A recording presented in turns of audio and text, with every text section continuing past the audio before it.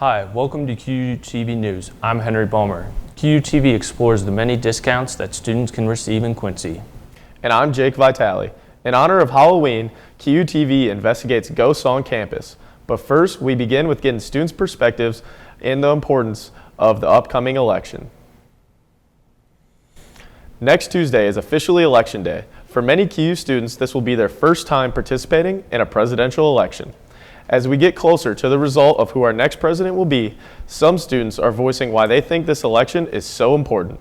QUTV's Kai Grover dives in and engages with future voters. While Election Day is certainly bringing political tension on campus for some students, Jack Urbansis, a political science major, is forthcoming with his views and why voting in this election is important. So for me, this really is an election about the sanctity of our system and whether or not we have an actual belief in it. On the other end too, I'm a Kamala Harris supporter and I'll be outright about that. But it's also a test of, whether Kamala Harris can be able to go to more of a moderate direction and see if she can try to properly appeal to those voters in states like Pennsylvania or in Michigan or otherwise. There are also students who feel that this election is bigger than the current generations. That when voting, people should be thinking about the future. It's very necessary to cast in our votes as the younger generation to make sure that our voices are heard for the future generations to come and the generations that are already existent. And some students feel that it is their civic duty to participate and that it's important that people vote for who they think is the best. The election's really important to me because it gives us the opportunity to exercise our rights and put someone in power who we believe will properly portray what we believe and do what's best for America. While not all QU students are as vocal as Jack, there are plenty QU students who feel that the election is extremely important and that their vote counts. Kai Grover, QUTV News, Quincy. There are resources available to students who are registered to vote that can be found in the library, or if students need help sending in mail-in ballots. Heading into the upcoming election, this may be students' first time voting. Students had the opportunity to hear arguments from both sides and potentially find out who they might vote for if they have any wavering doubts. Quincy University held a mock debate in McHugh Theater on Tuesday, October 29th. The debate was a way to spread information to people in attendance about the two presidential candidates in the upcoming election. The debate with Dr. Wright and I was to really offer the perspective of both candidates. Why you should vote for Kamala Harris or why you should vote for Donald Trump. We wanted to talk about the issues and really let the students understand what's at stake. Dr. Coffey and Dr. Wright were both asked questions about issues from the moderators, but most of the questions came from the crowd. I learned a lot about both sides of the Republican and Democratic side. I'm voting on Sunday, so it's like a really good opportunity for me to learn both sides of the argument, and I learned a lot, man. It's just it was a good experience. Even though it was a debate, both Dr. Coffey and Dr. Wright were asked to argue for the opposing side. And what was kind of fun about it is we decided, we weren't going to, the arguments that we were making weren't necessarily our own. Like, for example, I represented Trump, and I am not a Trump supporter, but it was a good intellectual exercise even for me. This event may have been a debate, but the main focus for the event was about getting out information about both candidates. Henry Balmer, QUTV News, Quincy. With the election nearing, make sure you're ready to vote. And if you're not from Quincy, make sure to get those mail-in ballots sent in. Students at QU don't just work on school in their free time. Some students at QU maintain a part-time job off campus aside from sports and school. When students are not studying or practicing, they may be working jobs off campus. QU students have to be able to pay for rent, for off-campus housing and food. Commuter students have limited food options on campus, so they have to make money to eat. This also means learning how to time manage and know their schedule. I time manage myself by each month I write out my class schedule, I write out my practice schedule, if I have homework assignments that I know are coming up, so I'm aware of what is about to happen in the previous or in the weeks to come. Though having a job off campus can be very difficult to work around, in the long run, it may help students have a little extra money when they graduate. Having a part-time job can also help students with resumes and careers after college. A Quincy University student is among an elite group of Illinois citizens today. Parker Limenstall received the prestigious Lincoln Laureate Award in Springfield. One student from each of the state's colleges and universities is named a student laureate each year. QUTV's Nora Baldner attended the Lincoln Academy Luncheon and Medal Ceremony on October 26th. Parker Limenstall, Quincy University. When Parker Limenstall announced his name at the Student Lincoln Laureate ceremony, his parents and professors witnessed the culmination of years of hard work. It also is just symbolism that my hard work has paid off, my dedication, everything has paid off, and that how my parents raised me is now finally paying off, and that I'm getting experiences that I can never have imagined going forward. This is the 50th year for the Lincoln Laureate Award ceremony. Top students from around the state gathered to receive recognition. Families were also invited to attend. Super excited, so proud of him. He's achieved so many goals, and it's just an honor to get to be here and be his mom. It's a great accomplishment. I mean, one student for the whole school gets to be picked to be this, and this is quite an honor. The Lincoln Academy sponsored a luncheon at the University of Illinois Springfield. Attendees then walked to the ceremony in the Performing Arts Center.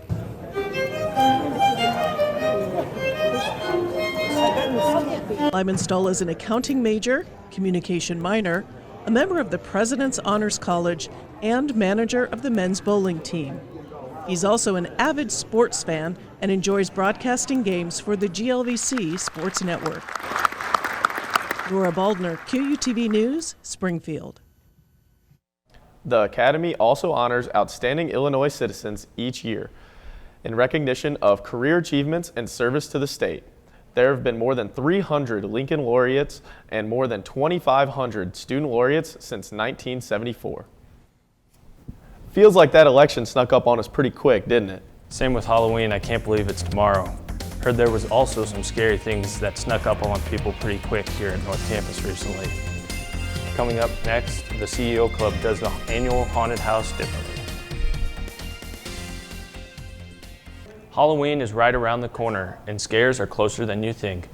The Quincy campus might bring the ghost to you. That brings us to the question if QU is haunted or not. Ryan Capps gives us a closer look. Quincy University, being as old as it is, brings the question if the campus is haunted or not. It has always been rumored that Francis Hall has ghosts. Many rumors circle around the 4th and 5th floors of Francis Hall. I only had one kind of experience. It was one day, and I was by the elevator from the chapel. I had went off, and I had left my cart. And someone said to me, it was a woman. She said, "Aren't you forgetting something?" And I said, "I was real. It was early in the morning. I was probably half sleeping and stuff." And I said, "Well, thank you." And I realized nobody was there.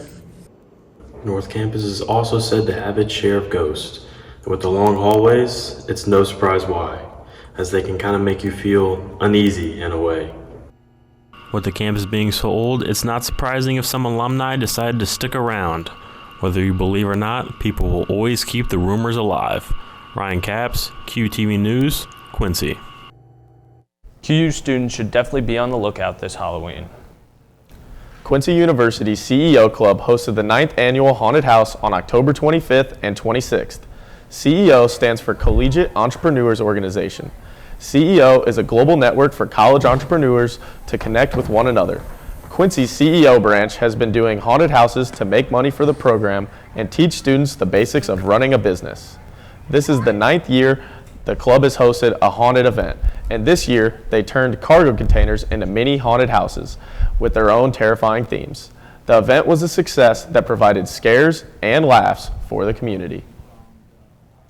QU Athletics and SAC hosted their annual Halloween with the Hawks on Monday night at The Rock.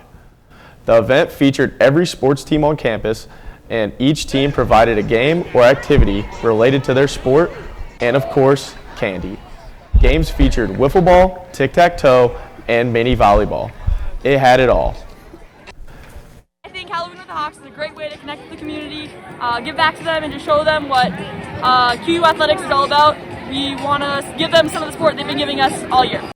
Kids of all ages participated in the free event. From unicorns to fairies to dinosaurs and clowns, the costumes did not disappoint either.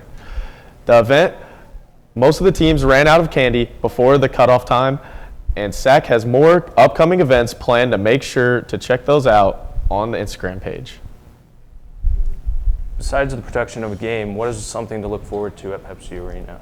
So, I mean, we all go to the games at Pepsi and we see, you know, we're all having fun, all the students show up, but what doesn't get looked at is the people that run the concessions. And if you just sit down and have a conversation with them, it's a game changer for me. But that's where we'll start today, as women's volleyball is one of the most dominant teams on campus.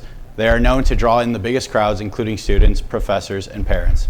Pepsi Arena is home to other teams who bring in fans as well, but Pepsi has been home to some people longer than just these teams. Pepsi Arena has brought a home to many sports teams on campus. These teams are what brings the campus together, but some could argue the people that work at the arena during the games bring in the crowds. The workers from the Mart Heinen Booster Club work every game. Volleyball, we've done concessions, we volunteered 20-some years. Basketball, do the scoreboards for the women, that's going on 40 years. And favorite memories, basketball when they went to the Nationals, a long time ago. Not only do they bring the dedication, they bring the tasty treats. Students supporting students is one thing that Quincy brings very well, as it goes beyond just being a fan. I believe fans are important to the game because they're here to support our athletes and just to let the athletes know that they're not alone. I come out to support because to support my school, to support the athletes, to engage with friends and family, and most of all to see the game and have a good time. Family, friends, and even the production crew make up the game just as much as the players. Women's volleyball has 6 games left of the season. QUTV News, Tony Lundy, Quincy. What's better than saving money? Whether you know it or not, QU students have access to many discounts around the city of Quincy. You may be asking, well, how am I supposed to know that? Well, look no further. If you've been a QU student for a couple of years, you probably already know about some of the discounts offered to students. There are a few establishments in Quincy that have seemed to have got the word out. The most popular choices are Culver's, Qdoba, and Panda Express. So come into any participating locations in Quincy and get your initial total.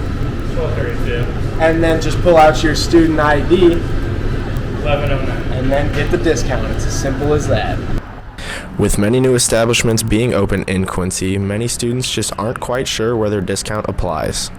You know, I don't think that the school really publicizes it to the students as much. I really have just heard about it from my friends, and that's just kind of how we go about it. No one really ever knew about it from like a school email or anything. As being a transfer student, you know, I didn't really know much about the student discounts. I've heard it through word of mouth sometimes, but you know, being a college student, I like to know about these things so I can save money, you know, going through my daily life.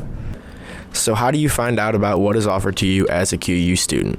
Go to the Quincy University website. Once the homepage pops up, go to the search tab and type in student discounts and hit search. On the next page, you will see student discounts and a link to a list of establishments. Click the link, and then boom, there's a list of every establishment in Quincy that offers discounts to students. Tyler Menendez, QUTV, Quincy.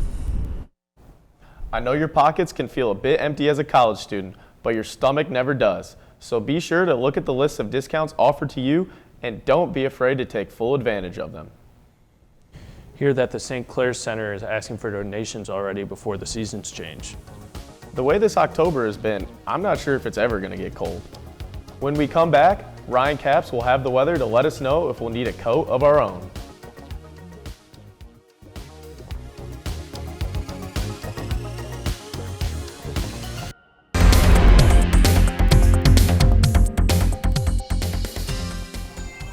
St. Clair Center is preparing for the upcoming winter season.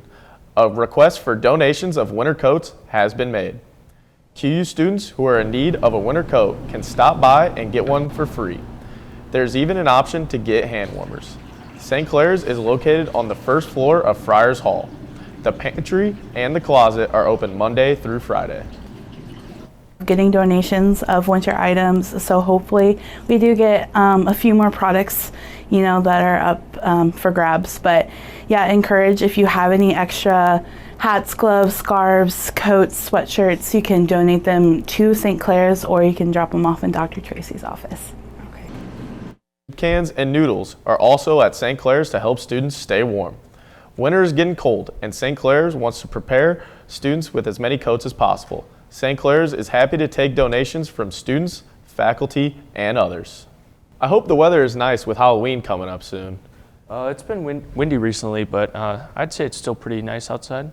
Yeah, I'll definitely keep you guys updated, and especially touch on Halloween, as that's kind of a big one around the college campus. But first, we'll take a step back and how it's been that familiar feel recently as of the past couple weeks and leading up to this week. It's how it's been warm in the beginning of the week, then it kind of cools down later on in the week. That's how it's going to be this week too, as it's going to start with real hot temperatures, then it's going to cool down just a little bit. I think I read that Now, first. there are going to be some changes with the past couple weeks. It's been sunny and then cloudy, but now we're going to throw in some other variables too, as it's going to be a little bit rainy as well. Then Halloween, that's the big one. It's a big holiday, and I'll touch on that later. But with the almanac here, we have a high of 79 and a low of 68, which as you can see is a little bit higher than the averages. So that's going to be a big thing to note, as we have had a hot October so far, but we'll see how November shapes up. As you can see those records there, it's kind of looking to get into the record area of 82, but those lows, I think we're going to stay clear of that, especially heading up into November. But as you can see, the temperature for today is going to be 76 degrees, but it's going to be real windy. As you can see here, it's going to be 20 miles an hour, which is a big thing to note, as it's not going to feel too cold, but it's going to keep that same feel in the 70s, maybe the 60s with the wind temperature. But it is going to be you are going to want to note that it's going to be around 20 miles an hour wind. And the Wednesday night, it's going to keep that same kind of feel of 74, keeping it in the 70s. But then it's also going to drop down with a wind chill of 14 mile an hour winds, which you are going to want to note.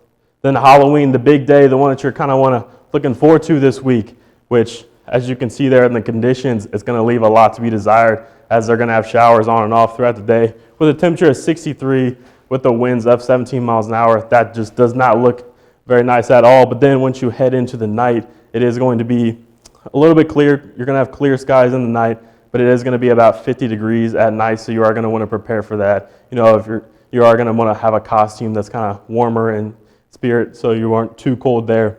Then with the weekend, Friday, we're going to have a nice high of 61, and it's going to be sunny, so Halloween might be a little showers, but then it's going to get sunny again on Friday. Then Friday evening, it's going to drop way down to 43. That's going to be kind of an outlier here, as we aren't used to those cold temperatures so far throughout this week, but it is going to drop down to 43. Then Saturday, we have our big game. It's going to be senior night as we face William Jewell at home, the last home game for the seniors. It's going to be a nice 60 degrees with sunny to cloudy, so it's going to be a nice game for that. With, as you can see, the wind, it's going to cool down a little bit from the beginning of the week, but it is going to be a little bit winds there. But Saturday is definitely going to have a nice feel to it. Then for the 7-day, I'll step off here so you can get a nice clear view of that. As you can see, the end of this week, it kind of cooled down a little bit, but not too much.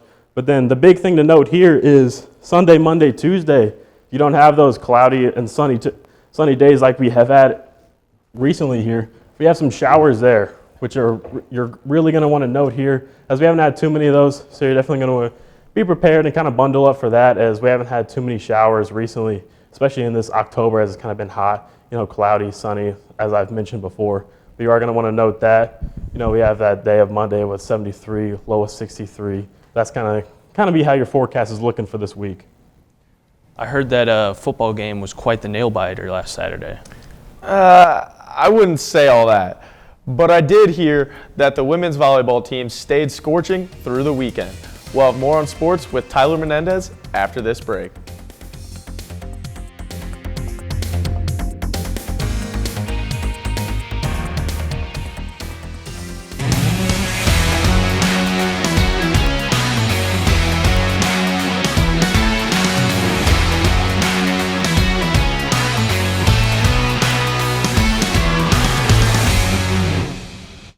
Hello, Hawks fans, and welcome back to QUTV Sports. I'm Tyler Menendez.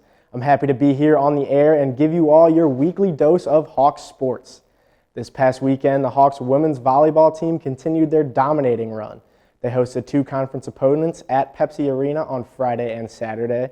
Taking a look at Friday, the SBU Bearcats came into town for their first match of the weekend. A couple of names that are starting to become pretty common on this show stood out. Emma Wingbergen and Susanna Beretti showed up and showed out in Friday's matchup. Wingbergen clocked in 15 total kills and 9 digs, while Beretti had 11 kills of her own along with 9 digs as well.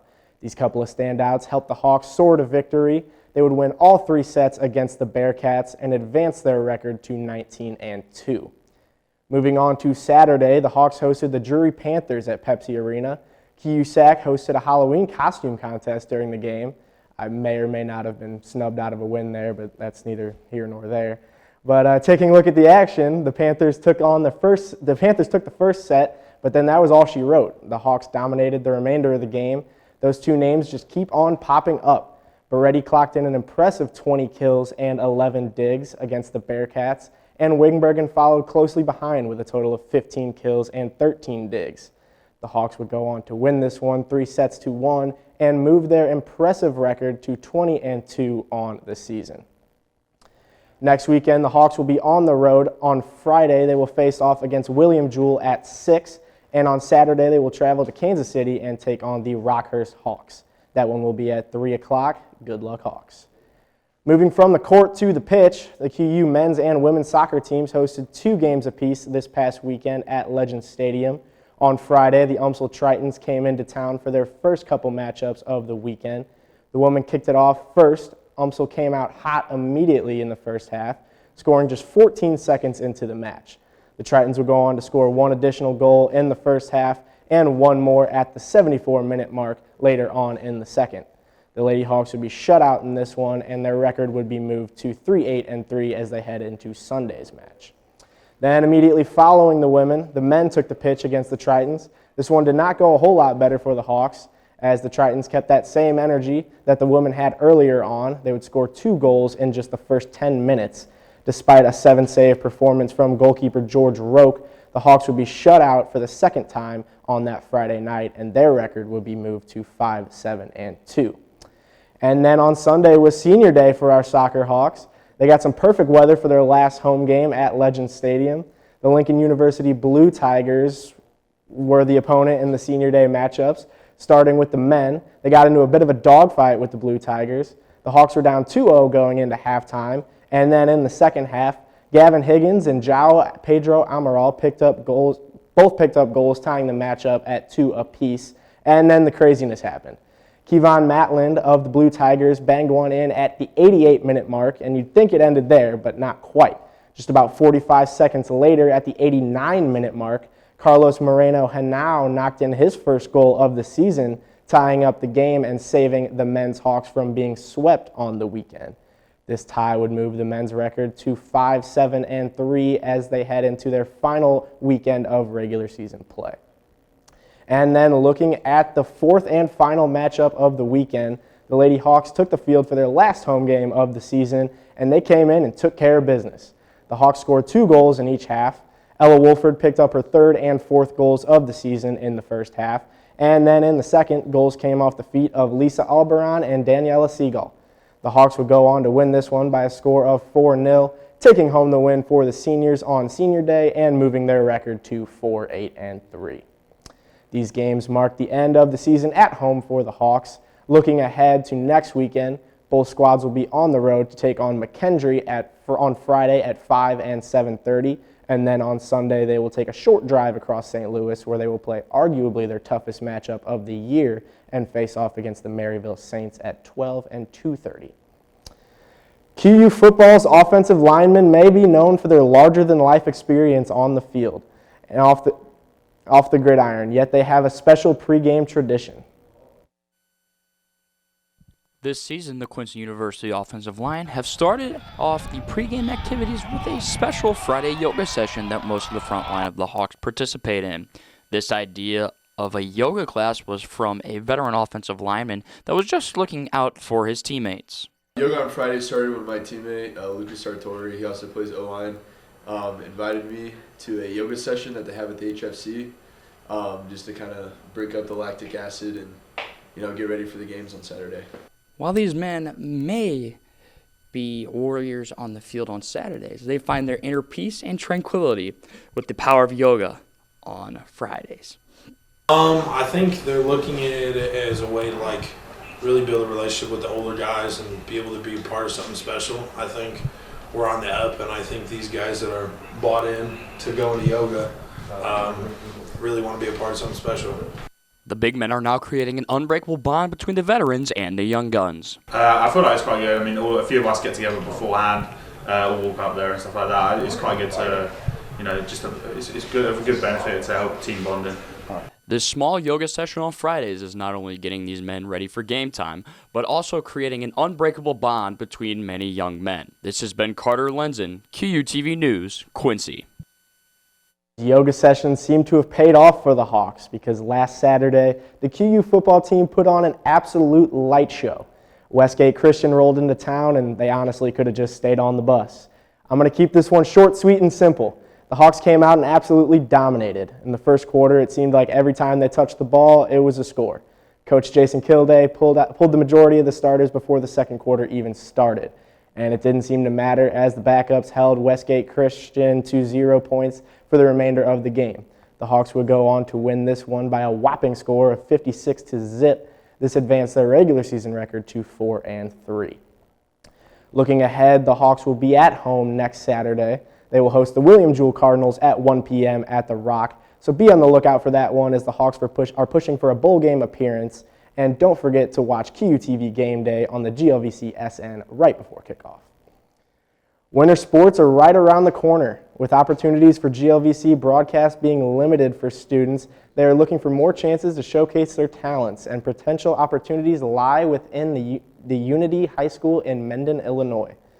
Unity High School uses Central Illinois Sports for their live broadcasts of their football games. Those working their games can assist in a variety of roles. These roles include working with production by switching between the different cameras in use, or help with graphic changes or instant replays on their video board. Students could even help with getting sideline coverage with JVC cameras to enhance the viewing experience. With football season now wrapping up, Brian Shoemaker of Central Illinois Sports is looking for students to help out with the upcoming Unity basketball season. When it comes to basketball, with what we do at Central Illinois Sports, we'll be out 40 to 50 nights this season doing dozens upon dozens of games. And whether it's camera work, whether it's production, or for those guys and girls that want to do some play-by-play opportunities, it's a great chance. Students who provide their services will be paid for the work they do. This could potentially lead to further internships for prospective students with Central Illinois Sports down the line. Anyone interested who wants more information should contact Brian Shoemaker as soon as possible. And that is all I have for you on this week's edition of QUTV Sports. I'm Tyler Menendez. Thank you, Tyler, for the update on sports. Yeah, and I couldn't help but notice your teeth look really white, so you might have to give me some whitening strips before we do game day this Saturday. Coming up next, QU students got to design pumpkins and compete for an award. Teleprompter is really slow. Okay.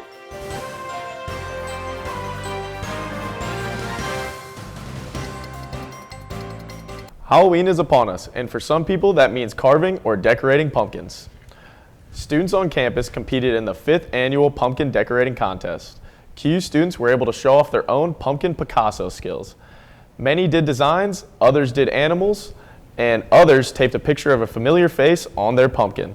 11 pumpkins were submitted to the judges for judging, and the judges could not decide on a winner, leading to a two-way tie between the patchwork pumpkin and the chicken. Congratulations to the winners. I think I kind of like that first blue one that they showed. It kind of looks like Henry.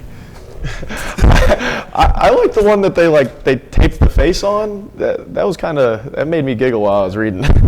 I mean, that's what I was gonna say. I don't know if you can really beat the Father John Doctor one. It's just his face on there. I mean, those were all cool, but last year I did a story on the pumpkins, and my favorite is definitely Cookie Monster. And one last thing before we go, we'd like to congratulate our very own Parker Lyman-Stahl. We're going to have him here on set. Congrats to Parker on winning that prestigious award. Thank you for watching QUTV News, and for more stories like this, check us out on social media and QUmedia.net. Have a great day.